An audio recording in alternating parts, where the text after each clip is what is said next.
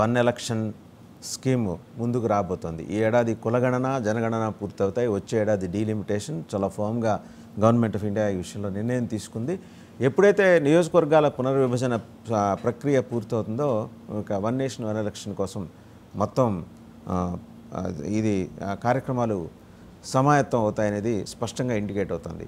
ఈ ఏడాది కులగణన జనగణన 2026 నియోజకవర్గాల పునర్విభజన ప్రక్రియ, 2027 ప్రియాంబుల్ ఎక్సర్సైజ్. సో 2027 చివరిలో కానీ 2028 మొదట్లో కానీ దీనికోసం ఒకవైపు ప్రభుత్వ పరంగా కార్యక్రమాలు జరుగుతుంటే మరోవైపు ఆర్ఎస్ఎస్ శ్రేణుల్ని బీజేపీ రంగంలోకి దించేసింది. రాదర్ ఆర్ఎస్ఎస్ శ్రేణులే బీజేపీని డైరెక్ట్ చేసే మేము రంగంలోకి దిగుతున్నాం, మేము రెడీగా ఉన్నాం, ఈసారి focus south and south commander in చీఫ్గా పవన్ కళ్యాణ్నే పెట్టుకోవాలని కూడా బీజేపీ ఆర్ఎస్ఎస్ చాలా బలంగా నిర్ణయం తీసుకున్నాయి. అండ్ ఏపీలో వచ్చేప్పటికీ జనసేన వైపే బీజేపీ గట్టిగా మొగ్గు చూపుతున్నట్టు. ఎందుకంటే తెలుగుదేశం మీద వస్తున్న ప్రజా వ్యతిరేకత, ప్రత్యేకించి set of MLAs as suggested by various surveys, వారి మీద వస్తున్న ప్రజా వ్యతిరేకత అంతంత మాత్రంగా పురోగతి సాధించిన బీజేపీ మీద పడుతుందనే భయం అయితే బీజేపీకి పట్టుకుంది.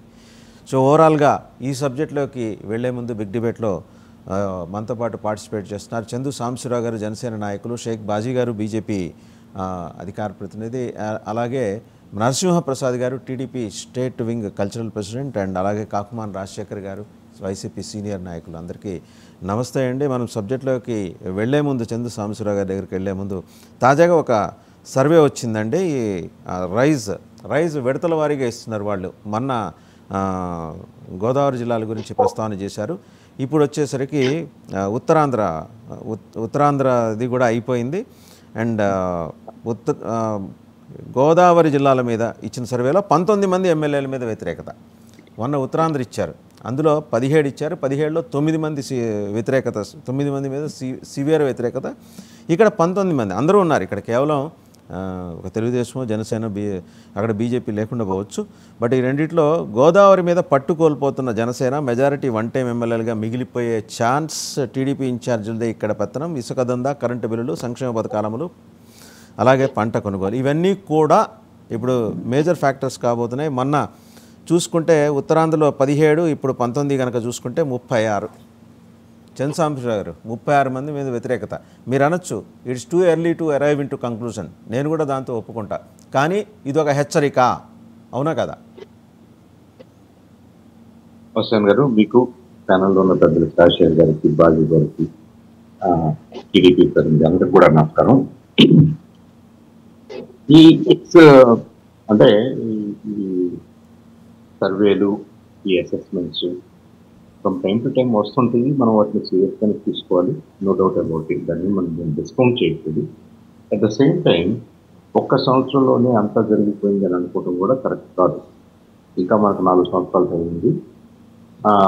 మన ఆర్థిక పరిస్థితులు అనుకోండి, రాష్ట్రంలో జరుగుతున్నటువంటి వేరియస్ కార్యక్రమాలు, ప్రయారిటీ షిఫ్ట్లో కొంత డిలే ఉన్నమాట నిజం. ఈ ప్రయారిటీ షిఫ్ట్స్ వల్ల ఉదాహరణకి 19 నుంచి 24 వరకు అమరావతి అనే యాక్టివిటీని కంప్లీట్గా జీరోకి తీసుకొచ్చారు అనుకోండి, స్టాండ్ స్టిల్కి తీసుకొచ్చారు. మళ్ళీ దాన్ని రీఇనిషియేట్ చేయాలి, దాన్ని ట్రాక్లో తెచ్చుకోవాలంటే కొంత టైం పడుతుంది, కొంత రిసోర్సెస్ కూడా అవసరం. ఎప్పుడు కూడా మూవింగ్ ట్రైన్ని అదే డైరెక్షన్లో మూవ్ చేయడం, ఇంకొక డైరెక్షన్లో ఉన్నటువంటి వ్యవస్థను ఒక డైరెక్షన్లోకి తీసుకురావడం కూడా కొంత టైం తీసుకునే వ్యవహారం. డెఫినెట్గా 24 నుంచి జరుగుతున్న కార్యక్రమాల్లో అనేక రంగాల్లో అటు కాదు, మనం వెళ్ళాల్సిన దశ అది కాదు, దిశ అది కాదు, ఆ ప్రయారిటీస్ మారినాయి. జగన్మోహన్ రెడ్డి గారి ప్రయారిటీస్ ప్రజలు తిరస్కరించారు కాబట్టి మనం మళ్ళీ డిఫరెంట్ డైరెక్షన్లో అభివృద్ధి వైపు మొక్కు చూపేలాగా, సంక్షేమాన్ని నడపాలి అన్నది డెఫినెట్గా ఇట్స్ ప్రయారిటీ షిఫ్ట్. ఆ షిఫ్ట్ కూడా కొంత బర్డెన్ని ప్రభుత్వం మీద పెట్టింది, కొంత డిలే ఉంటుంది. మనం అనుకోగానే రోజు డే 1 నుంచి మనం అనుకునేది చేయలేము. ఉదాహరణకి ఈ టైంలో ఏదైతే మనం ప్రయారిటైజ్ చేస్తున్నామో ప్రభుత్వం, వచ్చేసారి కూడా మనకు అవకాశం ఉన్నట్టయితే ఇవే ఐడియాస్ని కంటిన్యూ చేయడానికి అవకాశం ఉంటుంది. కాబట్టి డెవలప్మెంట్ మీకు వితౌట్ ఎనీ బ్రేక్ కనిపిస్తుంది, ఫాస్ట్గా కనిపిస్తుంది. ఉదాహరణకి వాళ్ళ నేషనల్ లెవెల్లో బీజేపీకి మంచి పేరు వచ్చింది అంటానికి కారణం సుస్థిరమైనటువంటి ప్రభుత్వం. 2 సార్లు బ్యాక్ టు బ్యాక్ రావడం, మూడోసారి కూడా మళ్ళీ నరేంద్ర మోడీ గారి ప్రధానమంత్రి కావడం వల్ల ఏమైందంటే ఏదైతే ప్రజాకర్షణ ఉన్నటువంటి, ప్రజాదరణ ఉన్నటువంటి స్కీమ్స్ ఉన్నాయో, ప్రోగ్రామ్స్ ఉన్నాయో వాటన్నిటిని కూడా ఇంకొద్దిగా మూమెంటం పెంచి, ఇంకొద్దిగా ఎక్స్పాండ్ చేసి అదే డైరెక్షన్‌లో ముందుకు తీసుకెళ్ళడానికి అవకాశం ఉంది కాబట్టి మనం ఓవరాల్‌గా నేషనల్ ప్రోగ్రెస్ చూస్తున్నాం. అన్‌ఫార్చునేట్‌లీ ఆంధ్రప్రదేశ్‌లో 14-19 వరకు ఒక డైరెక్షన్‌లో ఉంటే 19-24 వరకు డైరెక్షన్ కొద్దిగా మారింది అనుకున్న తర్వాత మళ్ళీ 24 నుంచి మనం డైరెక్షన్ మార్చాలి అన్నది ఇవాళ అందరూ కూడా గుర్తించాలి. సార్ ఒక ప్రశ్న సార్, మీరే సమాధానం చెప్పండి. ఉండొచ్చు. సాంబశివరావు గారు ఒకే ఒక ప్రశ్న. ఇప్పుడు మీరు చెప్పేవన్నీ ఎక్స్క్యూజెస్ కింద తీసుకుంటానికి మీరేమి చిన్న వ్యవస్థ నడపట్ల, ఒక ప్రభుత్వం నడుపుతున్నారు. ప్రభుత్వానికి 1 ఇయర్ టైం అనేది చాలా ఎక్కువ సమయమే, యాంపుల్ టైం. సో ఎక్కడికక్కడ మన భుజాలు మనమే చరి చేసుకొని మనం అద్భుతంగా పనిచేస్తున్నామని చెప్పుకోవటం అనేది కరెక్ట్ కాదు. నేను ఇందాక నా ఓపెనింగ్ రిమార్క్స్లో కూడా చాలా స్పష్టంగా చెప్పా, ఇది 1 ఇయర్ సర్వేలను బట్టే మనం కంక్లూజన్లోకి జంప్ చేయాల్సిన అవసరం లేదు. కానీ ఇది ఒక పెద్ద హెచ్చరిక. ఉత్తరాంధ్ర, గోదావరి జిల్లాలు చూస్తే you are going to lose the ground in some 36 segments 1 year వరకు. ఇక్కడ సరి చేసుకోకపోతే రేపొద్దున పెద్ద థ్రెట్ మీకు ముంచుకు రాబోతోంది అనేది వాళ్ళు హెచ్చరిస్తున్నారు. ఒకప్పుడు కూటమి ఇరగదీసి వచ్చేస్తుందని చెప్పిన సంస్థలే అవి. ఇవాళ మరి అదే కూటమి ఎమ్మెల్యేల పనితీరు మీద మాట్లాడుతున్నాయంటే ఫ్యాక్టర్స్ కూడా మెన్షన్ చేస్తున్నాయి. ఇక్కడ మిమ్మల్ని మీరు రివ్యూ చేసుకోవాల్సిన అవసరం అయితే ఉంది. డెఫినెట్లీ నేను ఏమంటున్నానంటే ప్రతి సర్వే కూడా, ప్రతి కన్సర్న్ కూడా ప్రజలు ఇచ్చే ఫీడ్బ్యాక్ని మేము సీరియస్గానే తీసుకుంటాం. I'm not discounting that. At the same time I'm trying to justify ఇది దీనివల్ల కొంత డిలే జరిగిన మాట వాస్తవం దీనికి మనందరం కూడా అబ్జర్వ్ చేస్తుంది. Number 2, at the same time ఒక్కొక్కటిగా సంక్షేమ పథకాలు, హామీలను కూడా బలోపేతం చేస్తూ వాటిని కూడా గాడిలో పెట్టాల్సిన అవసరం ఉంది, పెడుతున్నారు. ఉదాహరణకి డే 1 నుంచి మనం పెన్షన్స్ బాగానే చేయగలిగాం. అలాగే ఇప్పుడు అమ్మఒడి కానీ, మిగతా స్కీమ్స్ కానీ ఫస్ట్ ఇయర్లో కొద్దిగా ఫైనాన్షియల్ బాగుండేది కాబట్టి సెకండ్ ఇయర్ నుంచి అనుకున్నారు, సెకండ్ ఇయర్లో చేయడానికి సిద్ధమవుతున్నారు. ఇలా I think over a period of time ఒకటి డ్యామేజ్ కంట్రోల్ చేయగలిగాం ఒక సంవత్సరంలో, అది కనపడని ప్రోగ్రెస్. ఆ డ్యామేజ్ కంట్రోల్ తర్వాత మీకు రోడ్లు కానీ, రవాణా వ్యవస్థ కానీ, జనరల్ ఇన్ఫ్రాస్ట్రక్చర్ కానీ ఒక్కొక్కటిగా definitely we are able to show progress. ఇది ప్రజలు గమనిస్తారు. And we want to serve them, we want to make sure that they are also happy. నేనేమి మీ అబ్జర్వేషన్స్ నేను కాదంటలేదు. I'm trying to just show you the reason, the pressure. ఈ ప్రెషర్లో కొద్దిగా వెనకబడినట్టుగా కనపడిన మాట వాస్తవమైనప్పటికీ ఇది అన్రీజనబుల్ కాదు. ఇదేమి మనకి మనం ఏదో ఉద్దేశాలతోటి చేయకూడదు అనుకున్నాం, చేయలేక అలాంటి ఎవేటివ్ డెసిషన్స్ వల్ల కాదు. రైట్ సాంబశివరావు గారు, మళ్ళీ మీ దగ్గరికి వస్తాను. ఒకసారి నరసింహప్రసాద్ గారి దగ్గరికి వెళ్దాం. నరసింహప్రసాద్ గారు, ఇక్కడ నమస్కారం. మీ సంక్షేమ పథకాల విషయంలో 1-2 రోజులు లేట్ అయినా కూడా ప్రజలు దాన్ని పెద్దగా సీరియస్గా తీసుకోవట్లా, మీ అవినీతిని సీరియస్గా తీసుకుంటున్నారు. 5 ఏళ్ల పాటు జగన్మోహన్ రెడ్డి గారి ఆధ్వర్యంలో క్రమశిక్షణతోటి, పద్ధతితోటి, చాలా ఆర్గనైజ్డ్గా జరిగిన అవినీతితో పోలిస్తే ఈ ఏడాదిలో మీరు దాన్ని దాటేశారు. అది దాటేసి దాంట్లో మీరు ప్రోగ్రెస్ చూపించారు. మొత్తం 5 ఫ్యాక్టర్స్ ప్రధానంగా కనిపిస్తున్నాయి. మైనింగ్ అండ్ రేషన్ బియ్యంతో కూడా సహా, రేషన్ బియ్యం అండ్ అలాగే ల్యాండ్స్, రియల్ ఎస్టేటు, సెటిల్మెంట్స్, ఎక్కడికక్కడ లిక్కర్, శాండ్, ఇవన్నీ ప్రధానంగా కనిపిస్తున్నాయని 1 కాదు 2 కాదు 3 సర్వేలు చెబుతున్నాయి. మరి ఇక్కడ మీ సంక్షేమ పథకాలంటే మరి ఖజానాలో డబ్బులు ఉన్నప్పుడు లేకపోతే అప్పులు తెచ్చుకుని ఏదో ఒకటి ఈ కింద మీద పడి చేస్తున్నారు. దాంట్లో ఏం కాదంటలేదు, ఇంకొన్ని చేయబోతున్నారు కూడా. దాన్ని పరిగణలోకి తీసుకోవట్లేదు. మిమ్మల్ని అసలు ప్రధానంగా ఎన్నుకున్నదే జగన్మోహన్ రెడ్డి అవినీతి మీద చిరాకు పుట్టి. మీరు కూడా అదే స్కీము, ఇంకా అంటే జగన్మోహన్ రెడ్డి ఇంకా అన్ఆర్గనైజ్డ్, మీరు ఆర్గనైజ్డ్, అది అబ్జర్వేషన్.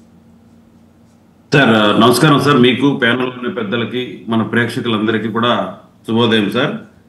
ఇంతకుముందు పెద్దలు సాంబశివరావు చెప్పినట్టుగా నేను ఏకీభవిస్తున్నాను సార్. ఎందుకంటే ఇది కష్టంతో సాధించుకున్న ప్రభుత్వం. ఒక పక్క 3 పార్టీలు, ప్రధాన పార్టీలు కలిసి ఒక దుర్మార్గమైన పాలనకి చెక్ పెట్టి ప్రజల సంక్షేమం కోసం ముందుకు వచ్చింది. ప్రజలతో పాటు ఈ రాష్ట్ర భవిష్యత్తు కోసం కూడా ఈ రాష్ట్రాన్ని దేశ చరిత్రలో, దేశ పటంలో ముందు వరుసలో పెట్టాలనే సంకల్పంతో వచ్చిన కూటమి సార్ ఇది. మీరు చెప్పినట్టు ఏ సర్వేను కూడా ఉపేక్షించేది లేదు, నిర్లక్ష్యం చేసేది లేదు. ఖచ్చితంగా మా చంద్రబాబు నాయుడు గారు కూడా మీరు గమనించారో లేదో ఎప్పటికప్పుడు అలర్ట్ చేస్తూనే ఉన్నారు. అందరితో కలిపి సాధించుకున్న ఈ పార్టీని ఏ ఒకరిద్దరి వల్ల డ్యామేజ్ చేసుకోవాల్సిన అవసరం కూడా లేదు. పబ్లిక్లో ఏం జరుగుతూ ఉంది, అసలు మా ఎమ్మెల్యేలు ఏం చేస్తున్నారు, మా మంత్రులు ఏం చేస్తున్నారు అని ఖచ్చితంగా ఎప్పటికప్పుడు మానిటరింగ్ చేస్తూ ఉంటారు సార్. ఆ స్వేచ్ఛ ఉంది కాబట్టి ఇవన్నీ కూడా ఇంత పబ్లిక్గా చెప్పగలుగుతున్నాయి. 1-2 ఎక్కడైనా ఇన్సిడెంట్లు జరిగితే ఇది ఖచ్చితంగా ఆలోచించుకోవాల్సిన, ఖచ్చితంగా ఈ ఒక సందర్భం. 1 ఇయర్ అనేది మీరు అన్నారు, మీరు 1 ఇయర్ కరెక్ట్గా చెప్పారు. మీరు 1 ఇయర్ అప్పుడే దీన్ని సరిదిద్దకపోతే ఇది కంటిన్యూ అయ్యే అవకాశం కూడా ఉంటుంది. కాబట్టి ఖచ్చితంగా సార్ ఇది ఒక పెద్ద ఇష్యూగానే జరుగుతూ ఉంది ప్రభుత్వంలో. దీని మీద క్షుణ్ణంగా దీని మీద అధ్యయనం చేసి ఎక్కడెక్కడ ఎవరు దారి తప్పుతున్నారు అనే విషయం మీద ఖచ్చితంగా ఫోకస్ ఉంటుంది. అది రాబోయే రోజుల్లో ఇదే సర్వే సంస్థలు దారిలో పడినాయా లేదా అని కూడా సర్వే చేసుకోవచ్చు. అది మాకు నమ్మకం ఉంది. ఎందుకంటే ఈ ఒక కార్యకర్త దగ్గర నుంచి అధినాయకుడు వరకు ఎన్నో నష్టాలు అనుభవించి సాధించుకున్న ప్రభుత్వం సార్ ఇది మీకు చెప్పినట్టుగానే ఇది సంక్షేమంతో పాటు రాష్ట్ర భవిష్యత్తు కూడా ఆధారపడి ఉంది. సంక్షేమం కూడా మేమేం తక్కువ చేయడం లేదు సార్. దీనికి ఒక ప్రణాళికాబద్ధంగా పోతున్నాం. ఖాళీ చేతులతోనే కాదు, అసలు మైనస్లో ఉన్న ఈ రాష్ట్రాన్ని ఎలా ముందు తీసుకోవాలనేది చాకచక్యంగా పెద్దలు నరేంద్ర మోడీ గారి సహకారంతో, పవన్ కళ్యాణ్ గారి పక్కన మనం పెట్టుకొని ఇంత చక్కగా ముందుకు తీసుకెళ్తున్నాం. మీరు కూడా ఇన్ని రోజులు గగ్గోలు పెట్టారు మన ప్రతిపక్షాలు, మీరు విన్నారు. ఈ కూటమి సూపర్ 6 చేయడం లేదు, సూపర్ 7 చేయడం లేదు, అది ఇదని. కానీ ప్రణాళికాబద్ధంగా ఖచ్చితంగా ఇచ్చిన హామీలు నెరవేర్చే దిశగానే ఈ రాష్ట్ర ప్రభుత్వం ముందుకెళ్తా ఉంది. ఇప్పటికే మీరు చూస్తే సూపర్ 6 అంటే అదేదో క్రికెట్ మ్యాచ్లో కొట్టే సూపర్ 6 ఓవర్ కాదు సార్. ఖచ్చితంగా 3 ప్రధానమైన టార్గెట్గా పెట్టుకొని యువతని, రైతుల్ని, మహిళలని ఒక ఇదిగా పెట్టుకొని ఎవరి అభివృద్ధి ఎలా చేయాలని చెప్పి తయారు చేసిన పథకాలు అవి. యువత నరసింహప్రసాద్ గారు ఆ సర్వేలు మీ సంక్షేమం గురించి మాట్లాడలా, మీ అవినీతి గురించి మాట్లాడినాయి. అదే చెప్తున్నాను సార్. 36 సెగ్మెంట్లు అంటే it's not a small number. మీరు అక్కడ 1000 ఓట్లు 2 ఓట్ల తోడైనా మీకు ఇబ్బంది కలిగే ప్రమాదం అక్కడ కనిపిస్తోందని హింట్ చేశాయి. మీరు ఎంతసేపు మేము సంక్షేమం, మేము పెన్షన్ ఇచ్చేసాం, పెంచేసాం కాదు. జగన్మోహన్ రెడ్డి కరప్షన్ మీద పోరాటం చేసి గెలిచిన మీరు దాన్ని స్థిరీకరించి ఆర్గనైజ్ చేసి చక్కగా ఒక ఏడాదిలోనే ఆయన దాటేశారని స్పష్టంగా చెబుతున్నాయి.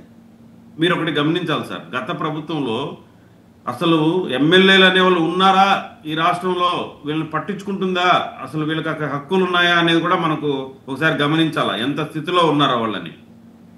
సింగిల్ మ్యాన్ ఈ రాష్ట్రాన్ని రూల్ చేశాడు. ఒక బటన్ నొక్కాను, ఇంకా మీకేం అవసరం లేదు, మీ ఫేస్లు అవసరం లేదు, మీ పనితనం అవసరం లేదు, ఏం అవసరం లేదు, ఓట్లు వచ్చి మళ్ళీ రిటర్న్ ఈ డబ్బాలా పడతాయి అనే విధంగా ప్రవర్తించిన ముఖ్యమంత్రిని మీరు చూశారు. కానీ ఇప్పుడు అట్లా లేదు. స్వేచ్ఛగా ప్రజాస్వామ్యబద్ధంగా మనకు హక్కులు ఇచ్చారో, ఏ విధంగా రాజ్యాంగం కల్పించిందో దాని ప్రకారం హక్కులు ఎమ్మెల్యేలకు ఇచ్చారా, ప్రజలకు ఇచ్చారా? హక్కులు ఎమ్మెల్యేలకు ఇచ్చారా, ప్రజలకు ఇచ్చారా? ఒక పక్క మొత్తుకుంటుంటే మీరు దాని గురించి మాట్లాడరు ఏంటండి? 36 మంది వాళ్ళ సినిమా కాలిపోతుందని సార్. ఒక సర్వే సంస్థ కావచ్చు, 2 సర్వే 2-3 2-3 వాళ్ళందరూ కూడా కూటమిని భుజాన్ని ఎత్తుకొని చెప్పిన వాళ్ళే ఇంతకు ముందు.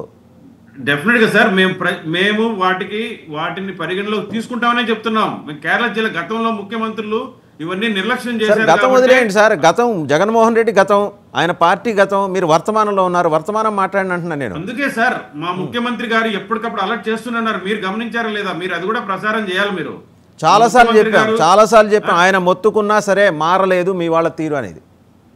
మారుతుంది సార్. 1 ఇయర్ మీరు అన్నట్టు 1 ఇయర్ మొన్న ఒక మాట అన్నారు, మీకు గుర్తుంది కదా, 1 టైం ఎమ్మెల్యేలుగా మిగిలిపోమాకండి అన్నారు. దాంట్లో ఇంత అర్థం ఉంది. అంత పెద్ద మాట ముఖ్యమంత్రి గారు అన్నారంటే ఎంత పెద్ద నిర్ణయం సార్. మీరు ఏమన్నా చేసుకోరండి, మేము మళ్ళీ మీకు సీట్ ఇస్తామని చెప్పడం లేదు కదా మా ముఖ్యమంత్రి. హెచ్చరిస్తున్నాడు. ఫస్ట్ ఎవరికైనా హెచ్చరించినా మారలేదని కదా ఆయన మారకపోయేసరికి ఇంకా చిరాకేసి చెప్పారు ఆ మాట ఆయన. అదే సార్, అట్లా మారిన వాళ్ళు కూడా లాస్ట్ టైం ప్రోత్సహించారు కదా సార్. అంటే అవినీతికి ఆమోద ముద్ర వేశారు కదా గతంలో మా ముఖ్యమంత్రి కావచ్చు. వాళ్ళ సంగతి వదిలేయండి సార్, మీరు వాళ్ళ గతంలో ఉన్నారు, వాళ్ళ గతంలో ఉన్న వాళ్ళు ఎప్పుడో ఇప్పుడు ఎందుకు మీరు వర్తమానం మాట్లాడండి. ఇప్పుడు జరగదు, అలాంటి జరగదు కాబట్టి ఈ మాటలు మాట్లాడగలుగుతున్నారు. రైట్, మళ్ళీ మీ దగ్గరకు వస్తాను. భానుప్రకాష్ రెడ్డి గారు కూడా జాయిన్ అయ్యారు, బీజేపీ సీనియర్ నాయకులు. సార్ నమస్కారం. భానుప్రకాష్ రెడ్డి గారు, మొత్తానికి ఏంటంటే ఆర్ఎస్ఎస్ శ్రేణులు రంగంలోకి దిగినాయి, ఆల్రెడీ రాష్ట్రంలో వర్క్ మొదలెట్టాయి. రాబోయే 5 ఏళ్లకు ముందరే ఒక ప్రణాళిక చేసుకుని క్రమశిక్షణతోటి ఎలా చేస్తారు, ప్రణాళికాబద్ధంగా ఎలా చేస్తారో మనం చూసిన విషయమే. అండ్ 2028 జమిలీకి రంగం సిద్ధం కాబోతోంది. ఏడాది కులగణన, జనగణన, వచ్చే ఏడాది నియోజకవర్గాల పునర్విభజన, ఆ తర్వాత ప్రియాంబుల్ ఎక్సర్సైజ్ జరుగుతుంది. బహుశా 2027 ఎండింగ్కి వెళ్ళా జమిలీ. ఇప్పుడు వేరాస్ ఇక్కడున్న అబ్జర్వేషన్ ఏంటంటే తెలుగుదేశంతో సెయిల్ అయితే కనుక మీకున్న ఆ కొద్దిపాటి పర్సంటేజ్ కూడా ఈసారి ఆ గ్రౌండ్ కూడా మీరు కోల్పోయే ప్రమాదం ఉందని ఇండికేషన్స్ సర్వే సంస్థల ద్వారా వస్తున్నాయి. సరే, ఇప్పటికైతే కూటమిలో ఉన్నారు కాబట్టి మీరు ప్రస్తుతం ఏం మాట్లాడలేని పరిస్థితి. But are you prepared for జమిలీ? బీజేపీని నేను అడుగుతున్నాను, కూటమిని అడగట్లేదు. ఎందుకంటే కూటమి ఆ టైంలో ఈక్వేషన్స్ మారచ్చు. మీకు ప్యానల్ పెద్దలందరికీ నమస్కారాలు. అలా జమిలీ ఎలక్షన్స్, జమిలీ ఎన్నికలు 2028లో జరిగే అవకాశాలు తక్కువ. ఎందుకంటే నేను పెద్దలతో మాట్లాడితే 28లో జమిలీ జరిగే అవకాశాలు, 29 లోపల జరిగే అవకాశాలు లేవని చెప్పి ఢిల్లీలో నుండి మా పెద్దలు చెప్పారు. కాబట్టి జమిలీ ఎన్నికలు జరిగే అవకాశం లేదు ముఖ్యంగా నాకు తెలిసి. అలాగే మీరు చెప్పారు కూటమిలో ఇప్పుడు మీరు ఉన్నటువంటి పరిస్థితుల్లో, మేమున్నటువంటి పరిస్థితుల్లో ఏ విధంగా ముందుకు పోతారని చెప్పి. కానీ ఈరోజు రాష్ట్రం, మా ఎన్డీఏ కూటమి, చంద్రబాబు నాయుడు గారు, పవన్ కళ్యాణ్ గారు, మా పురంధేశ్వర్ గారు, మేము అందరం కలిసి ఆంధ్రప్రదేశ్ని వికసిత ఆంధ్రప్రదేశ్గా ముందుకు తీసుకుపోవాలని చెప్పి ఒక దృఢ సంకల్పంతో మాకు ప్రజలు ఇచ్చినటువంటి తీర్పుని, 164 స్థానాలు మా కూటమికి ఇచ్చినటువంటి తీర్పుని భుజాన వేసుకొని మేము ముందుకు పోవాలని చెప్పి మొదటి రోజు మేము ఆకాంక్షించాం.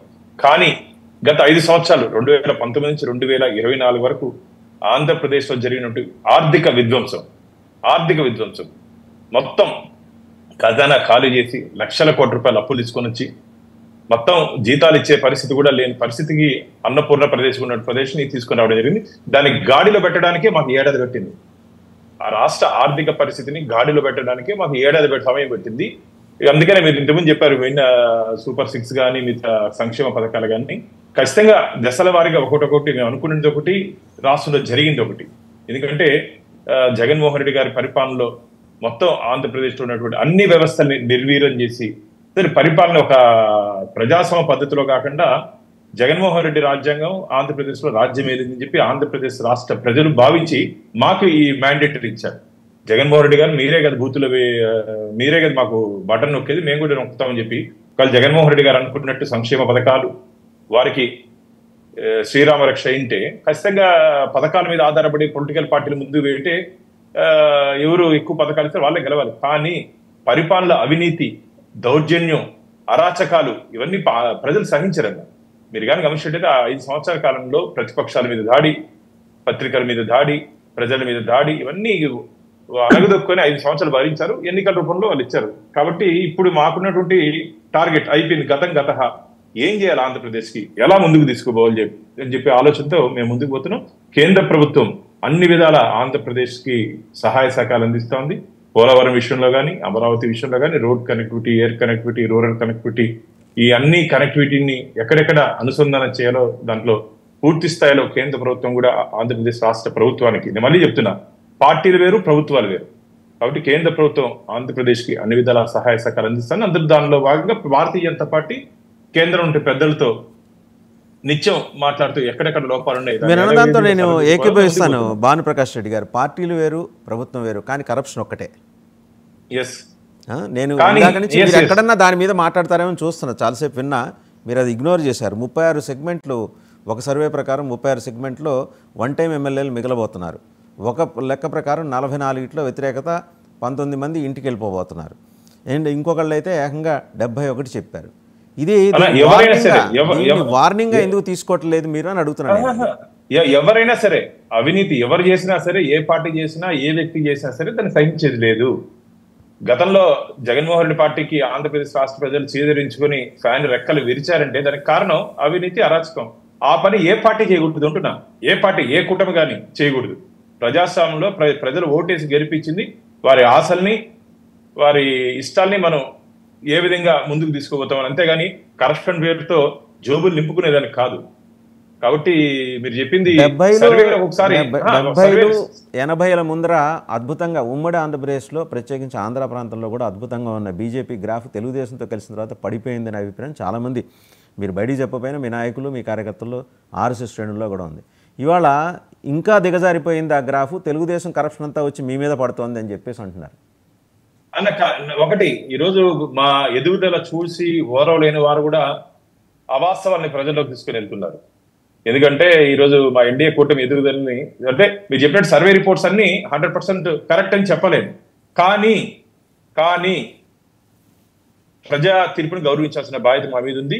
మీరు చెప్పినట్టు ఒకవేళ ఎక్కడెక్కడ పొరపాటు జరుగుంటే ఖచ్చితంగా ముఖ్యమంత్రి గారు దాన్ని సరిదిద్దారు. 40 సంవత్సరాల సుదీర్ఘ అనుభవం ఉన్నటువంటి చంద్రబాబు నాయుడు గారు ఎన్నో ఒడిదుడుకులు ఎదుర్కొని నిలబడినటువంటి వ్యక్తి ఈ రోజు రాష్ట్రానికి ముఖ్యమంత్రి ఉన్నారు కాబట్టి ఎక్కడైనా లోపాలుంటే ఖచ్చితంగా సరిదిద్దుకుంటాం. మేము దాంట్లో ఎక్కడ ఎవరు కాంప్రమైజ్ ప్రసక్తి లేదు. మా వాడైనా వాళ్ళ వాడైనా ఎవరు వాడైనా, అంటే మా ముగ్గురు పార్టీలో ఎవరైనా సరే కరప్షన్ విషయంలో ప్రభుత్వం దృష్టికి కానీ వస్తే ఖచ్చితంగా వారి మీద చర్యలు తీసుకుంటాం. దాంట్లో స్పేర్ చేసే పరిస్థితి లేదు. ఎందుకంటే అక్రమార్కుల్ని అండగా ఉండాల్సిన అవసరం మా ఎన్డీఏ కూటమికి లేదు. ఖచ్చితంగా ఎవరైనా సరే వారి మీద మేము చర్యలు తీసుకుంటాం. కానీ ప్రజలు మమ్మల్ని నమ్మి మాకు 164 స్థానాలు ఇచ్చారు కాబట్టి వారి నమ్మకాన్ని ఒమ్ము చేయకుండా ఇక ఏడాది అయిందన్నా. మీరు జగన్మోహన్ రెడ్డి గారికి ఒకసారి పరిశీలించినట్టయితే కేవలం 40 రోజుల్లో ఢిల్లీకి వెళ్ళారు ఆయన. 40 రోజుల్లో ఆంధ్రప్రదేశ్ లో హత్య రాజకీయాలు జరిగిపోతున్నాయి, ఆంధ్రప్రదేశ్ లో మొత్తం అరాచక రాజ్యం జరిగిపోతుంది. ఏందన్నా ప్రజలు మాకు ఇచ్చిన తీర్పుని స్టడీ చేసే లోపలే 20 హడావిడి చేస్తున్నా అంటే రోజు నిత్యం పేపర్ లో ఉండాలి, హెడ్లైన్స్ లో ఉండాలి, ఏదో ఒక అంశాన్ని ప్రజల్లోకి తీసుకొని వచ్చి జరగని వాటిని కూడా జరిగిందని చెబుతూ ప్రజల దృష్టిని మరిచే ప్రయత్నం చేస్తున్నారు. అది మంచిది కాదు జగన్మోహన్ రెడ్డి గారికి, వారి పార్టీకి. ఖచ్చితంగా మీరు రాసుకోండి. మళ్ళీ మేమే అధికారంలోకి రాబోతున్నాం. మా ఎన్డీఏ కూటమి మళ్ళీ అధికారంలోకి రాబోతున్నాం ఆంధ్రప్రదేశ్ లో. అంత విశ్వాసంతో మేము పనిచేస్తున్నాం. అవినీతి దేదీప్యమానంగా వెలిగిపోబోతోంది అని కూడా చెప్పగలరా మీరు? ఇప్పుడు ఆల్రెడీ ఆ రిపోర్ట్స్ వస్తుంటే మీరు దాన్ని ఎక్నాలెడ్జ్ చేయట్లా. At least you are not in the position to acknowledge. లేదు మేము దిద్దుకుంటాం, చంద్ర సాంబశివరావు గారు అయితే మేము దిద్దుకుంటాం అన్నారు ఆయన ఓపెన్ గా. మేము కూడా చెప్పాం కదా ఎక్కడెక్కడ లోపాలు ఉంటే దాన్ని దిద్దుకుంటాం.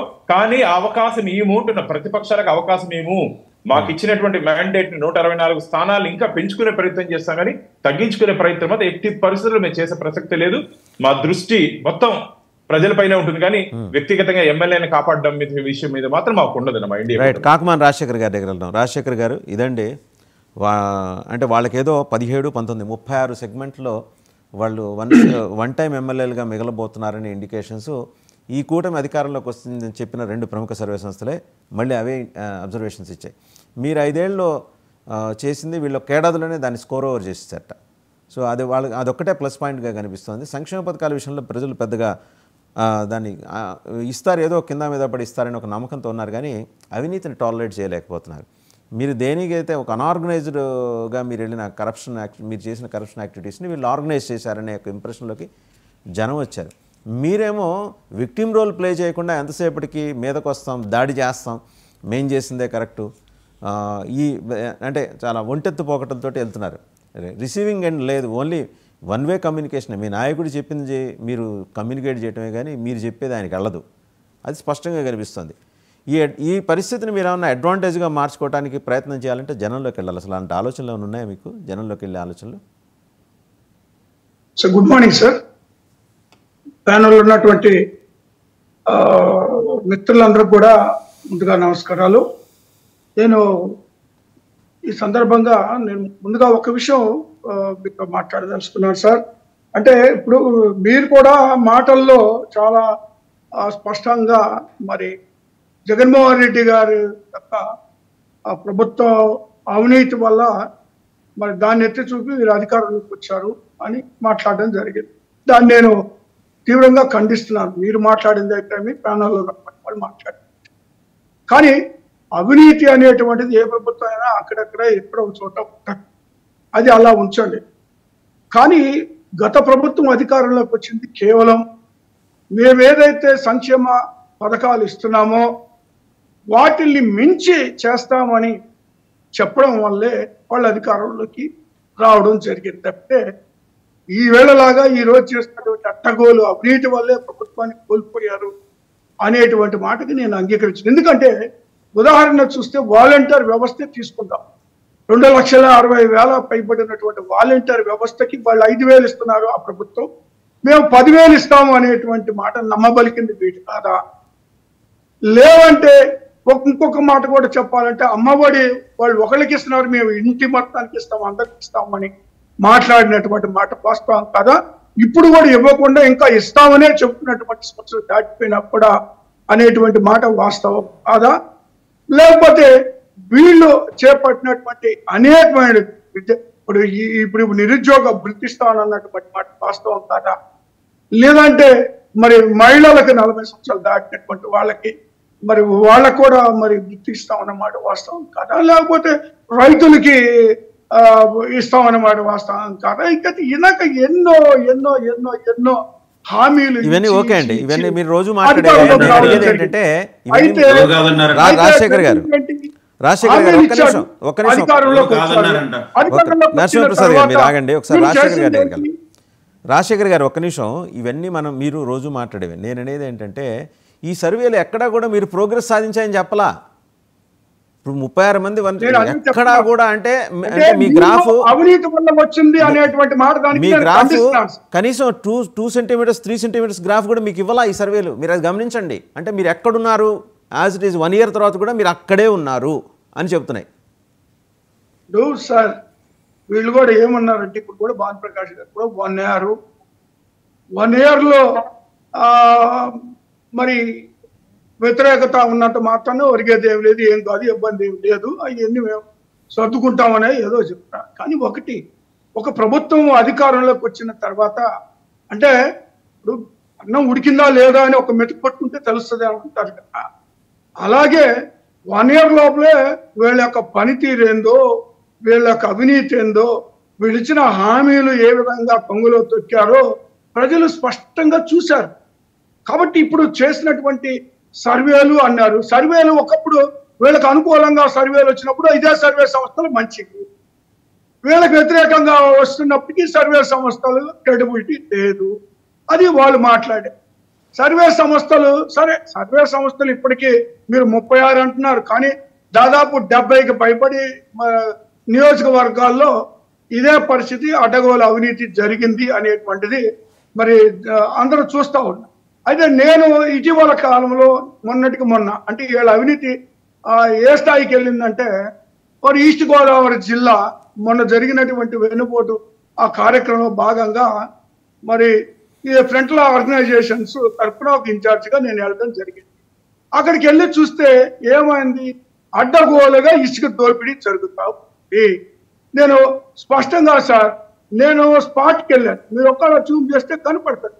స్పాట్కి వెళ్ళాను, కొండల్లాగా ఇసుకని మరి ఒక చోట చేర్చి 5,000కి 10,000కి అమ్ముకుంటా ఉన్నారు ఈ ఎమ్మెల్యేలే. అక్కడ వాళ్ళు ఏమంటారు, వాళ్ళు మాట్లాడేది ఏమంటారు, మేము ఉచితంగా ఇసుకిస్తున్నాం అంటారు. కానీ దాని జరుగుతుంది ఏంటి, అమ్మకాలు జరుగుతావు. కాబట్టి ఇలాంటి కార్యక్రమాలు ఎక్కడ పట్టినా, ఇసుక చూసినా కూడా, లేదా మద్యానికి చూసినా, మైండ్ చూసినా, లేదంటే ఈ చివరికి వీళ్ళు రేషన్ షాపులు బియ్యాలను కూడా అమ్ముకుంటున్నటువంటి పరిస్థితుల్లో మనం చూసి అడ్డగోలు అవినీతికి పాల్పడ్డారు అనేటువంటిది సర్వేలో తేలినటువంటి అంశం. అది 1 ఇయర్లో జస్ట్ 1 ఇయర్లో మళ్ళీ వీళ్ళు మరి దాన్ని సమర్థించుకునేటువంటి ప్రయత్నం చేయడం అనేటువంటిది సరైనటువంటి పద్ధతి కాదు. రాజశేఖర్ గారు మళ్ళీ మీ దగ్గరకు వస్తాను. రాజశేఖర్ గారు మళ్ళీ మీ దగ్గరకు వస్తాను. And coming to second topic, sir మీరు ఇంకో సబ్జెక్ట్లోకి వెళ్తున్నా, కొంచెం ఇంపార్టెంట్ మీకు రిలేటెడ్. కాదండి, వాళ్ళు ముగ్గురు మాట్లాడిన దానికి నేను ఒక్కడే సమాధానం చెప్పాల్సినటువంటి బాధ్యత నా మీద. తర్వాత ఆర్థిక పరిస్థితి బాగాలేని కారణంగా ఇవన్నీ కూడా కొన్ని ఆలస్యం అవుతున్నాయో లేకపోతే పుట్టుపడుతున్నాయో అని కూడా మాట్లాడారు. మరి వీళ్ళు ఏదైతే ఎన్నికలకు ముందు 14 లక్షల కోట్ల అప్పులు ఉన్నాయి, వైఎస్ఆర్ కాంగ్రెస్ పార్టీ చేసింది, ఈ ప్రభుత్వం చేసినటువంటి అప్పులు అన్ని ఉన్నాయి అని మాట్లాడినటువంటి వ్యక్తులు ఈ హామీలు ఎలా ఇచ్చారండి? 14 లక్షల కోట్ల అప్పులు ఉన్నాయని తేల్చారు వాళ్ళే. ఎన్నికలకు ముందు దుష్ప్రచారాలు చేశారు, లబ్ధి పొందారు. తీరా అసెంబ్లీలో ప్రకటించింది 6 లక్షల కోట్ల చిల్లర. అందులో సగం మేము చేసినటువంటి అప్పులు ఉంటే సగం వాళ్ళు చేసినటువంటి అప్పులు ఉన్నాయి, వాళ్ళు ఉన్న 14-19లో. మరి ఇవన్నీ తెలిసి కూడా ఎలాగిచ్చారండి, ఏ విధంగా ఇచ్చారు?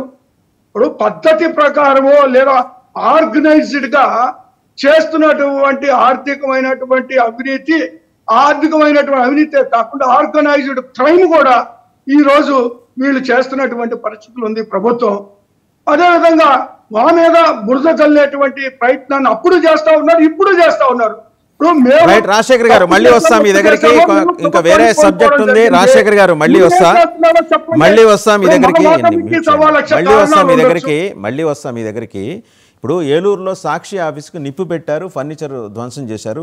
జనసేన సాంబశివరావు గారు దగ్గరికి వెళ్లే ముందర ఆ డీటెయిల్స్, దాంతోపాటు నిన్న రోజా గారు మాట్లాడారు డిప్యూటీ సీఎం మీద, షర్మిల గారి మీద, అనిత గారి మీద. ఒకసారి ఆవిడేం మాట్లాడారు చూసి సాంబశివరావు గారి దగ్గరికి వద్దాం.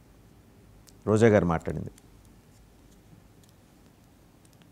నిన్న మాజీ మంత్రి రోజా గారు ఫైర్ అయ్యారు. ఎందుకంటే ఇదే పవన్ కళ్యాణ్ గారు అధికారంలో రావటానికి ముందు మహిళలకి నేను అండగా ఉంటాను, మహిళలకు ఇబ్బందికరమైన ఏవి చేసినా ప్రభుత్వాన్ని నిలదీస్తాను, తప్పు చేసిన వారిని శిక్షిస్తానని మాట్లాడిన పవన్ కళ్యాణ్ గారు ఈ రాష్ట్రంలో ఎక్కడ మహిళలకు అన్యాయం జరిగినా ఈ రోజుటి వరకు నోరు తెరవలేదు. తప్పు చేసిన వారిని శిక్షించమని ప్రభుత్వం మీద ఒత్తిడి తీసుకురాలేదు. అది అనంతపురం అయినా, పిఠాపురం అయినా, తిరుపతి అయినా, అమరావతి అయినా, ఎక్కడ ఏ మహిళకు అన్యాయం జరిగినా ఆయన పట్టించుకోకపోవడం రాష్ట్రంలో ఉన్న మహిళలందరూ కూడా గమనించాలని ఈ సందర్భంగా.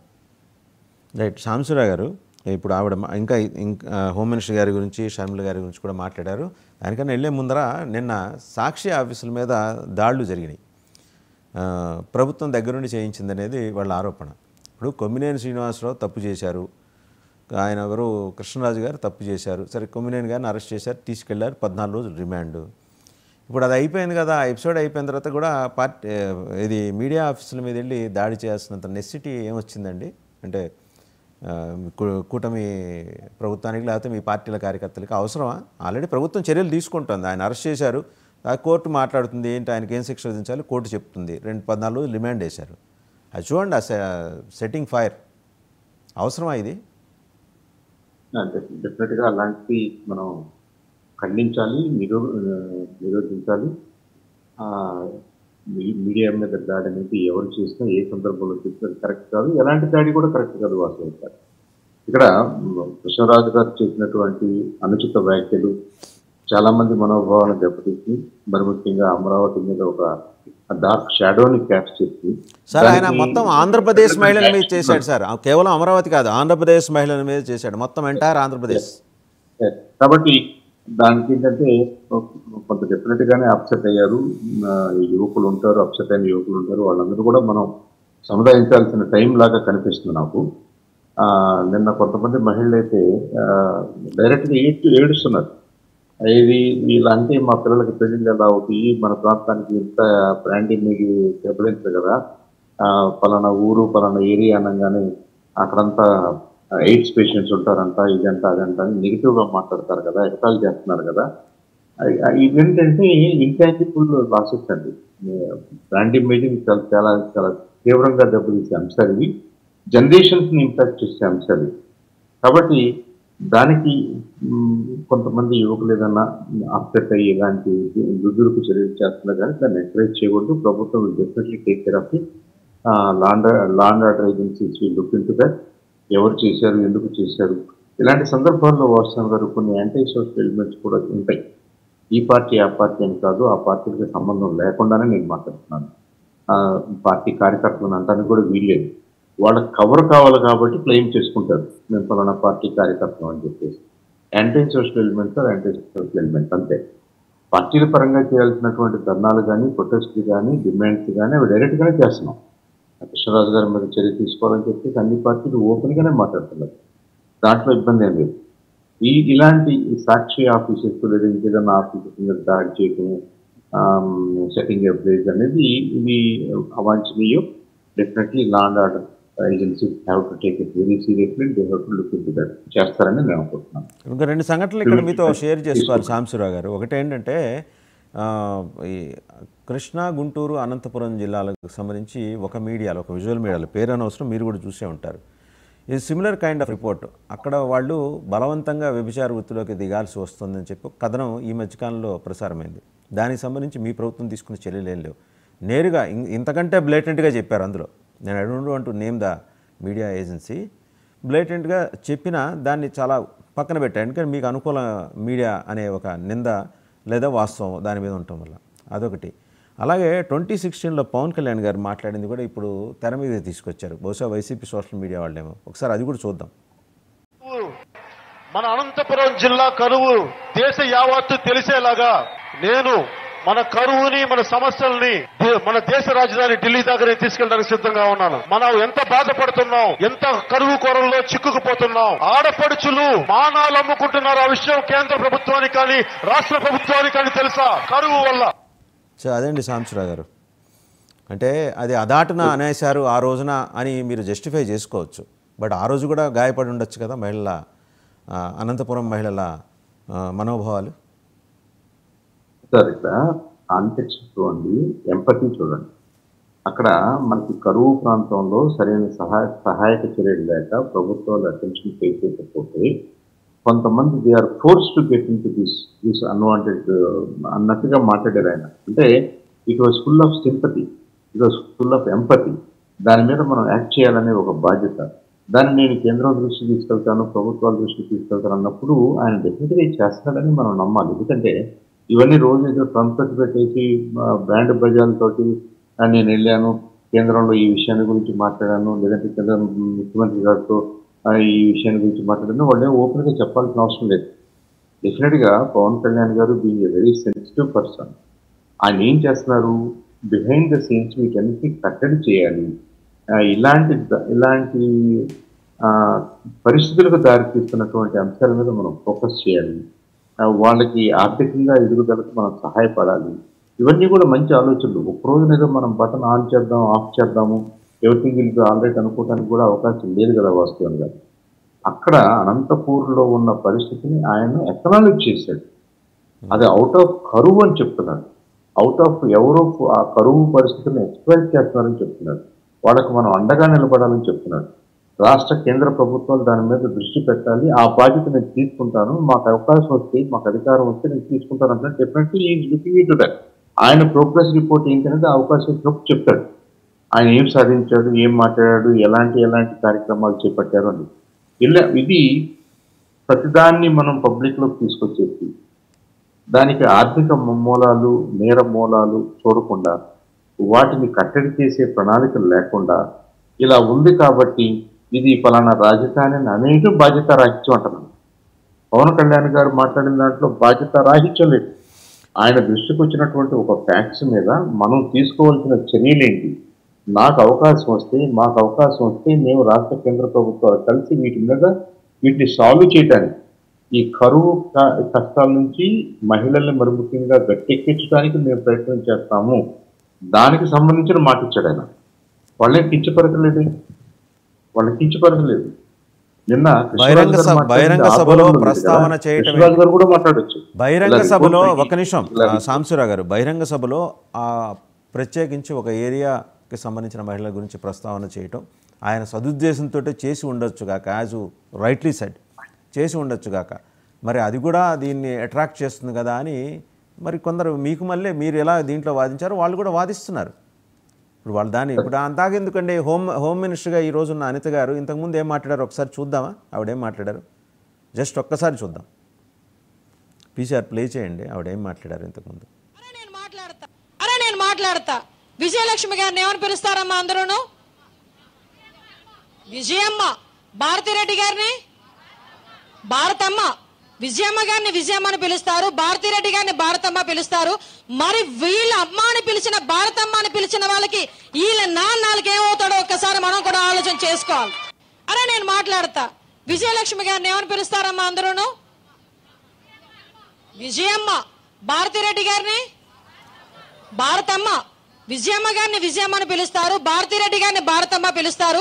మరి వీళ్ళ అమ్మ అని పిలిచిన, భారతమ్మ అని పిలిచిన వాళ్ళకి వీళ్ళ నాన్నకి ఏమవుతాడో ఒక్కసారి మనం కూడా ఆలోచన చేసుకోవాలి. దీన్ని ఎలా చూస్తారండి మీరు, ఈవిడ మాట్లాడిన విధానాన్ని ఎలా చూస్తారు?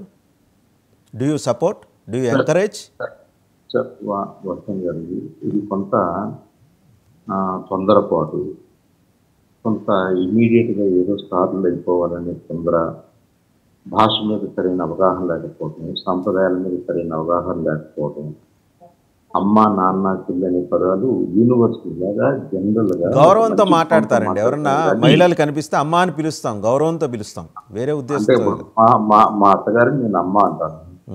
మరి అమ్మ అంటే అమ్మ కూతురు మీకు భార్య అయిందని నన్ను ఎవరైనా ప్రశ్నిస్తాను, నేను ఏం చెప్తాను? అది అవగాహన రాహిత్యంతో మాట్లాడిన మాటే కానీ ఏదో ఇంటెంట్తో చేసిందని కూడా నేను అనుకోవట్లేదు. దట్స్ యూ హ్యావ్ బెనిఫిట్ అవుతావు. నేను అంటాను ఏంటంటే ఈ ప్రివిలెజ్ స్టేట్మెంట్గా చూస్తాను వాస్తవాలు గారిని. దాని గురించి మనం అంతగా విశ్లేషించడానికి కూడా ఏం లేదు. తప్పు ఉన్నప్పుడు ఏం విశ్లేషిస్తారు? కనీసం ఒక అపాలజీ కూడా రాలా. దాదాపు 2 రోజులుగా తిరుగుతోంది సోషల్ మీడియాలో ఆవిడ ఇంతకుముందు మాట్లాడింది, ఒక అపాలజీ కూడా రాలా. మరి ఇప్పుడు మహిళా కమిషన్ ఏమన్నా మాట్లాడుతుందా దాని మీద? ఈ విషయాల మీద మహిళా కమిషన్, రాష్ట్ర మహిళా commission chairperson doctor Rayapati Shailaja garu ఏమైనా మాట్లాడతారా దాని మీద? మాట్లాడాలి కదా. She's a woman. ఇప్పుడు రాజశేఖర రెడ్డి వీళ్ళందరికీ నాన్న అవుతాడా వాళ్ళ అమ్మ అని పిలిచినందుకు? లేకపోతే వీళ్ళ అమ్మలకు ఎవరైనా కొత్త నాన్నలు వచ్చేస్తారా? ఈ మీనింగ్ వచ్చింది కదా అక్కడ. అమ్మ అని ఎందుకు పిలుస్తామండి? మర్యాదగా పిలుస్తాం, గౌరవం కొద్దీ. అండ్ మన సంబోధన అలా ఉంటుంది. తెలుగు రాష్ట్రాల్లో ఎవరైనా కనిపిస్తే అమ్మ అని పిలుస్తాం, వయసులో పెద్దవారు కనిపించినప్పుడు, లేకపోతే ఆ సమాజంలో వాళ్ళకున్న గౌరవం అయినా. అలా అని కాకపోయినా అమ్మ అని. రాయలసీమ ఏరియాలో అన్న అక్క అని పిలుస్తారు. భార్యని అమ్మ అక్క అంటారు, మరి ఆ భర్తను అన్న అంటారు. దాని అర్థం మారిపోతుందా? గౌరవం కొద్దీ, ప్రేమ కొద్దీ పిలుచుకునే మాటలు. సార్ వాసుదేవన్ గారు, అందుకని నేను ఏమంటున్నానంటే అవి అవగాహన రాహిత్యంతో మాట్లాడిన మాటలుగా చూస్తాను. మీరు ఈ అనిత గారు మాట్లాడిన ఈ మాటని కృష్ణరాజు గారు పోల్చినటువంటి ఒక సుదీర్ఘమైన లెక్చర్ తోటి పోల్చకూడదు. ఆయన ఒక అనలిస్ట్ గా, ఒక సీనియర్ ఎడిటర్ గా ఆయన చాలా జాగ్రత్తగా, కృష్ణరాజు గారు should be taken to task అండి. దాంట్లో ఏమీ డిస్ప్యూట్ లేదు. కృష్ణరాజు గారు should be taken to task, దాంట్లో ఏమీ డిస్ప్యూట్ లేదు. 100కి మీరు 100 అంటే నేను 500% అంట. 500% ఆయనకి శిక్ష పడాలి. ఆ సందర్భంలో ఇలాంటి స్టేట్మెంట్స్ ని వాళ్ళు ట్రోల్ చేస్తున్నారు, లేదంటే మళ్ళీ చూపిస్తారు. సార్ మీరు ప్రభుత్వంలో ఉన్నప్పుడు దీనికి కూడా సమానం చెప్పాలి. సాంశివరావు గారు మీరు ప్రభుత్వంలో ఉన్నప్పుడు వీటికి కూడా సమానం చెప్పాలి. మీ మహిళా కమిషన్ కూడా సమానం చెప్పాలి. ఒకసారి నరసింహప్రసాద్ గారు ఏం మాట్లాడతారు చూద్దాం. ఎందుకంటే వాళ్ళ మీ ప్రభుత్వం సమదర్శనం చేస్తుంది కదా నరసింహప్రసాద్ గారు. అడిగారా పార్టీ నుంచి ఏమన్నా వివరణ అడిగారా? ఎందుకమ్మా ఇలా మాట్లాడారు? సందర్భాలు తీసేయండి. అంటే మీకు జస్టిఫికేషన్ కోసం సందర్భాలు వస్తాయి. నాకు అవకాశం ఏంటి సార్? మీకు నేను ఆ సందర్భాలు తీసి అవతల పెక్కన పెట్టి మహిళా కమిషన్ మాట్లాడుతుందో చెప్పండి. మీరు చెప్పింది అంతా విన్నాం సార్, ఖచ్చితంగా విన్నాము. ఇప్పుడు నేనేమంటానంటే అక్కడ ఆ సభ జరిగిందే మహిళల ఆత్మగౌరవం కోసం. ఈ గతంలో వాళ్ళు అనుభవించిన శోభకి అక్కడ జరిగిన డిస్కషన్ ఏందనేది మీరు పూర్తిగా దాన్ని ప్రసారం భారతమ్మ విజయమ్మల గారు మహిళలు కాదా? నేను అదే అంటున్నాను సార్. తల్లికి చెల్లికి తేడా తెలియకుండా ప్రవర్తించిన గతం ప్రభుత్వంలో వాళ్ళు పడిన ఆవేదనలో నీకు తల్లులు ఉన్నారు, అమ్మ అన్నంత మాత్రం సార్ మీరు జస్టిఫై చేయటం అనేది అర్ధరహితం. నేను సమర్థించడం లేదు సార్, నేను ఒక్క మాట చెప్తున్నాను.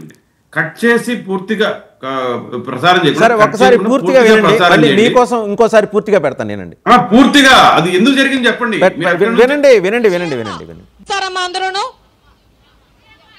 విజయమ్మ భారతిరెడ్డి గారిని భారతమ్మ, విజయమ్మ గారిని విజయమ్మ అని పిలుస్తారు, భారతిరెడ్డి గారిని భారతమ్మ పిలుస్తారు. మరి వీళ్ళ అమ్మ అని పిలిచిన భారతమ్మ అని పిలిచిన వాళ్ళకి వీళ్ళ నాన్నకి ఏమవుతాడో ఒక్కసారి మనం కూడా ఆలోచన చేసుకోవాలి సార్. అమ్మ అందరూ సో ఆమె అహోభావాలు చూశారు కదండి. ఇప్పుడు మీరు ఆవిడ చాలా ఇన్నోసెంట్గా ఏమన్నా మాట్లాడారా? అది ఎందుకు మాట్లాడారు? అదే మాట్లాడుంటే, అదే ఉద్దేశంతో మాట్లాడుంటే ఖచ్చితంగా తప్పే. కానీ అది ఎందుకు జరిగింది అనేది మీరు ముందు ఒక 1 మినిట్ పెట్టండి, వెనక 1 మినిట్ పెట్టండి, మీకు అర్థమవుతుంది. అలా అనకూడదురా వెదవల్లారా అని చెప్తున్నాం అక్కడ. అలాంటి దురుద్దేశాలు పెట్టుకోకూడదురా, కళ్ళు తెరవండి. అందరికీ అమ్మలు ఉంటారు, అందరికీ అక్కలు ఉంటారు, అందరికి చెల్లెలు ఉంటారని చెప్పే కంటెస్ట్ అది కదా. మరి అలాంటప్పుడు ఆవిడ హావభావాలు ఎలా ఉండాలి? మీరు చెప్పిన దాంతో నేను పూర్తిగా ఏకీభవిస్తాను. కాసేపు ఎలా ఉండాలి? అందుకే నేను ఒక్కొక్కరు ఒక్కొక్క విధంగా చెప్పుకుంటారు. నిజంగా చెప్తున్నాను. Don't try to justify sir. మీరు మీ పార్టీ వివరణ అడిగిందా? అమ్మా ఎందుకు ఇలా మాట్లాడారని అడిగిందా? మీ పార్టీ అడుగుతుందా? కన్నీళ్లు పెట్టిన మహిళలు సార్ అడుగుతుందా మీ పార్టీ? నేను అడిగిన దానికి సమాధానం చెప్పండి. మీ పార్టీ వివరణ అడుగుతుందా? కన్నీళ్లు పెట్టిన మహిళలు వాళ్ళందరూ. నరసింహప్రసాద్ గారు మీ పార్టీ ఇందుకు సంబంధించి ఏ అభ్యంతరకరమైన వ్యాఖ్య చేసినందుకు నేను చాలా ఏది సంస్కారంతో కూడిన మాట్లాడుతాను. అభ్యంతరకరమైన వ్యాఖ్యని మాత్రమే మాట్లాడుతాను. చేసినందుకు గాను మీ పార్టీ ఏమన్నా వివరణ అడుగుతుందా? లేకపోతే జరిగిపోయింది కాబట్టి మహిళా కమిషన్ మాకు సంబంధం లేదండి, అదే జగన్మోహన్ రెడ్డి గారి హయాంలో జరిగింది కాబట్టి ఎవరికి ఏ అభ్యంతరాలు ఉన్నా స్వేచ్ఛగా కంప్లైంట్ చేయొచ్చు.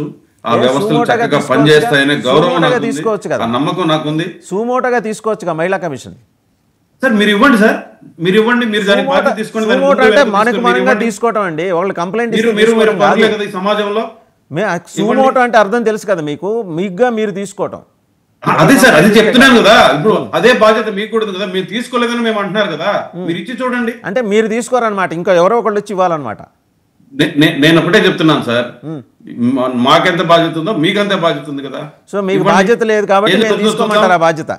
మీకు బాధ్యత లేదు కాబట్టి ఆ బాధ్యత మేము తీసుకోవాలంటారు. ఒక పక్క రాష్ట్ర బ్రాండ్ ఇమేజ్ డ్యామేజ్ చేయడానికి Don't deviate from the subject అండి. I'm very specific on this issue. గతంలో మహిళలు పడిన ఆవేదనకి అడ్రస్ చేసిన వాళ్ళని ఈ రోజు మనం చర్యలు తీసుకోవాలనుకుంటున్నాం కదా, ఇవ్వండి, ఏమవుతుందో చూద్దాం. మీరెవరు మీరు చెప్పరు, తేడా తెలియలేదా? ఇంతకుముందు పవన్ కళ్యాణ్ గారి వీడియోలు చూపించారు మనకి, ఏం చెప్పారు ఆయన మాటల్లో ఆవేదన కనిపించింది. సమాజం బాగుపడాలి, ఆయన మాటల్లో ఆవేదన, ఈవిడ మాటల్లో ఆవేదన కనిపించింది. అదే మీకు ఇద్దరు మాటల్లో ఆవేదన కనిపించింది. అలాగే ఇప్పుడు ఓపెన్ గా చెప్తున్నా, ఒకే అంశం మాట్లాడుతున్నా.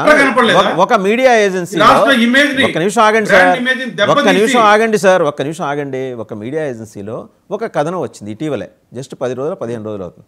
గుంటూరు, కృష్ణా జిల్లాలో, అనంతపురం జిల్లా, ఇంకా 2-3 జిల్లాల్లో ఆ మాట నేను వాడను, ఆ వృత్తి పెరిగిపోతోంది అని చెప్పి గణాంకాలు ఇచ్చారు. మరి అది చదివినందుకు గాను, లేకపోతే అది ప్రసారం చేసినందుకు గాను ఈ తరహా మీరు తీసుకుంటారా? అనేక కథనాలు వస్తాయి, అనేక సర్వేలు వస్తాయి. అన్నిటి సర్వే కాదు, వాళ్ళు స్టాటిస్టిక్స్ ఇచ్చారు, అది దాన్ని మీరు సమర్థిస్తారా? ఆ రకంగా ప్రసారం చేయడానికి మీరు my question is very clear sir. Narasimha Prasad గారు ఖచ్చితంగా మనోభావాలు అక్కడ దెబ్బతిన్నాయి, ఖచ్చితంగా దెబ్బతిన్నాయి. మీరు హౌకమ్ యూ ఎలో అండి, నేను అడుగుతున్నాను, మీరు ఎలా ఎలో చేస్తారు? గుంటూరు, కృష్ణా జిల్లాలు లేకపోతే అనంతపురం జిల్లాల్లో ఫలానా వృత్తిలో వాళ్ళు ఎక్కువ మంది వెళ్తున్నారు, సెక్స్ వర్కర్లుగా మారుతున్నారని ప్రసారమైన కథనాన్ని మీరు ఎలా సపోర్ట్ చేస్తారు? సార్ నేను ఒక మాట చెప్తాను సార్, ఒక మాట చెప్తాను. మనం అభివృద్ధి గురించి మాట్లాడుకుంటున్నాం కదా, అంటే మనం ఖచ్చితంగా అందరూ నిజాలే మాట్లాడుతున్నారా? ప్రశ్నకి ప్రశ్న సమాధానం కాదు. అండ్ మీరు డివేట్ అవుతున్నారు. ఒకసారి భానుప్రకాష్ రెడ్డి గారి దగ్గరికి వెళ్తున్నారు. భానుప్రకాష్ రెడ్డి గారు, గతంలో జరిగిన అంటే వెరీ షార్ట్ స్పాన్లో జరిగిన అంశాలని లేదా అన్నిటినీ మదింపు చేసి అన్నిటినీ ఒకే సమదర్శనంతో చూసే దిశగా మీ ప్రభుత్వం నడుస్తుందా అండి, లేకపోతే కక్ష సాధింపు చర్యల దిశగా నడుస్తుందా? నేను ఒకటే చెప్తున్నా, యచ్చ నారేస్తు పూజ్యంతే రమంతే తత్ర దేవత అంటారు. ఎక్కడ మహిళలు గౌరవించబడతారో, ఎక్కడ మహిళలు పూజింపబడతారో అక్కడ దేవతలు ఉంటారని చెప్పి మన పురాణాలు చెప్తున్నాయి. ఇంతకుముందు మీరు చూపించిన ఎపిసోడ్ అవన్నీ ఎవరైనా సరే ఎక్కడైనా సరే మహిళల గురించి బాధపడే విధంగా మాట్లాడితే తప్పని చెప్పి నేను మొదటగా చెప్తున్నా. కానీ ఏ సందర్భంలో మాట్లాడారు, వాళ్ళ కోసం మాట్లాడారా, వాళ్ళని కించపరిచే దానికోసం మాట్లాడారా, అది మనం వేరే చేసుకోవాల్సిన పరిస్థితి ఉంది. మీరు ఇప్పుడు ఎన్డీఏ కూటమి, మేము నిష్పక్షపాతంగా ఎన్డీఏ కూటమిలో భారతీయ జనతా పార్టీ భాగస్వామ్యం అయినప్పటికీ ఎక్కడ అన్యాయం జరిగినా ప్రభుత్వంలో మా ప్రభుత్వం అయినా సరే ముఖ్యమంత్రి గారి దృష్టికి తీసుకుని వెళ్తాం మేము. ఎందుకంటే మేము కుటుంబం, ఒక కూటమి అంటే ఒక కుటుంబం కాబట్టి ఎటువంటి సమస్య వచ్చినా సరే మేము చర్చించి ఆ సమస్యకి పరిష్కారం తీసుకుంటాం.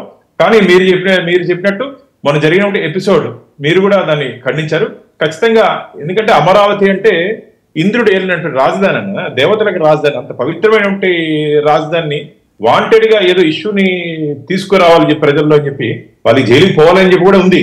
దీని వెనకాల కర్త కర్మ క్రియ అంతా తాడేపల్లి ప్యాలెస్, ఇది వాంటెడ్ గా జరిగిందన, ఏదో ఇంటెన్షనల్ గా జరిగింది కాదు, సారీ ఏదో ఇమ్మీడియట్ గా ఏదో జరిగింది కాదు, వాంటెడ్ గా చేశారు దీన్ని.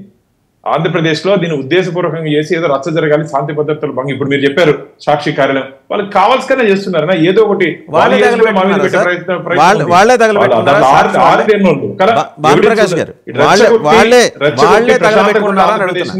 అగ్నిగుండంగా చేయాలని చెప్పి ఆలోచన. మాకు తెలుసు ఏ విధంగా కంట్రోల్ చేయాలో, ఎవరెవరిని ఎక్కడెక్కడ పెట్టాలో మాకు తెలుసు. మళ్ళీ చెప్తున్నా, చట్ట పరిధిలో చట్టాన్ని మేము శిక్షిస్తాం తప్ప అధికారాన్ని మా చేతిలో మేము తీసుకోము. జగన్మోహన్ రెడ్డి గారి సమయంలో ఇండియన్ పోలీస్ సర్వీస్ ని ఇండియన్ పొలిటికల్ సర్వీస్ గా మార్చుకున్నారు, ఇండియన్ అడ్మినిస్ట్రేటివ్ సర్వీస్ ని అధికార పార్టీ సర్వీస్ గా మార్చుకున్నారు.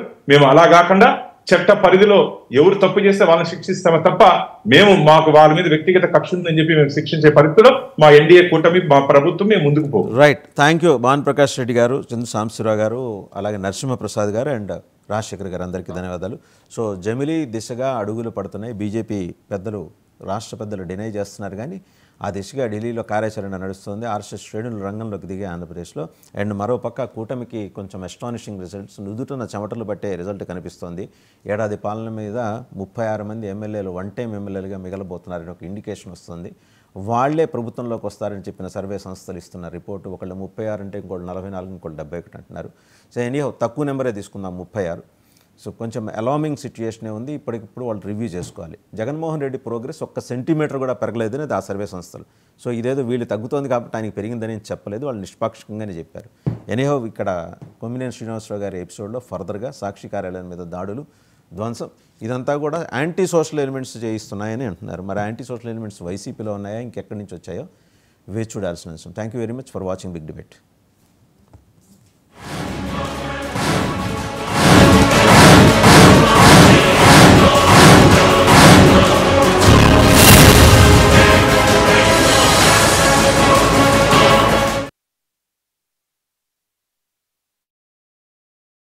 మన VVIT university, absolute discipline, absolute education. మన VVIT యూనివర్సిటీ, absolute discipline.